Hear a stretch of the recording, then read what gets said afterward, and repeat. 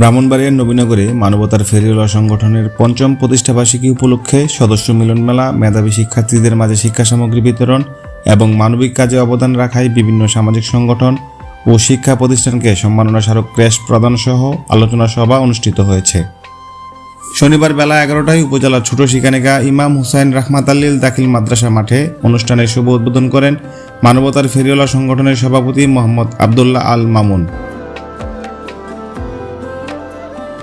অনুষ্ঠানের শুরুতে হামদ নাতে রাসূল পাঠে অংশগ্রহণ করেন বেশ কয়েকজন শিক্ষার্থী। বিচারকরা তাদের মধ্য থেকে প্রথম, দ্বিতীয় ও তৃতীয় স্থান অধিকার করা কৃতি শিক্ষার্থীদের নির্বাচন করেন।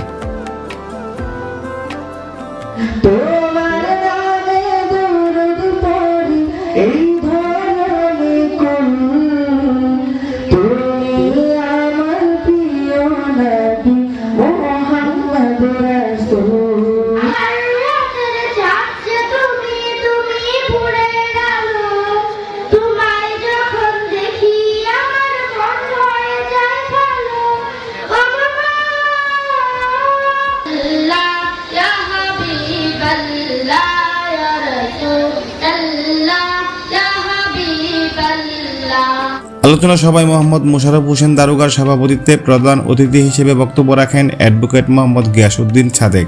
আমাদের গ্রামে যারা গরিব দুঃখী, শিক্ষা, রাস্তাঘাট দেখছি অনেকগুলো কাজ করতেছে, এগুলো দেখে আমার খুব ভালো লাগছে, কিন্তু আজকে যে এতটুকু অ্যাডভান্স আমি আর বুঝতে পারি নাই।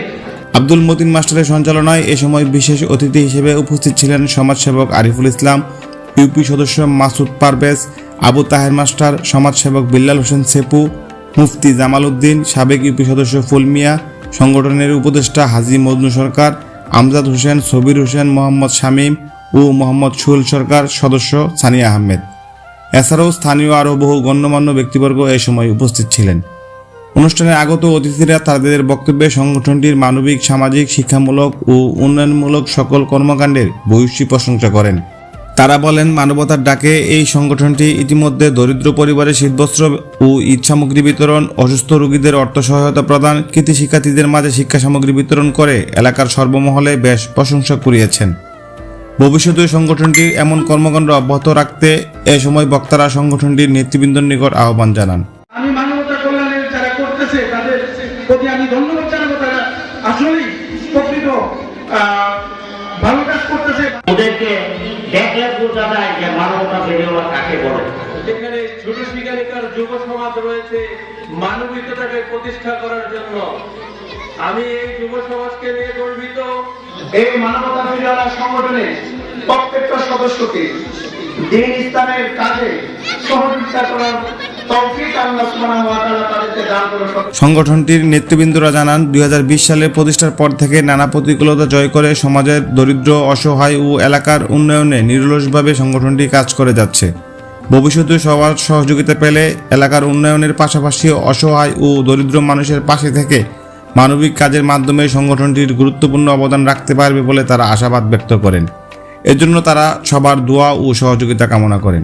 গ্রামের জন্য, গ্রামের মেধাবী শিক্ষার্থীদের জন্য ভালো কোনো কিছু করতে পারি, সকলে আমাদের জন্য দোয়া করবেন।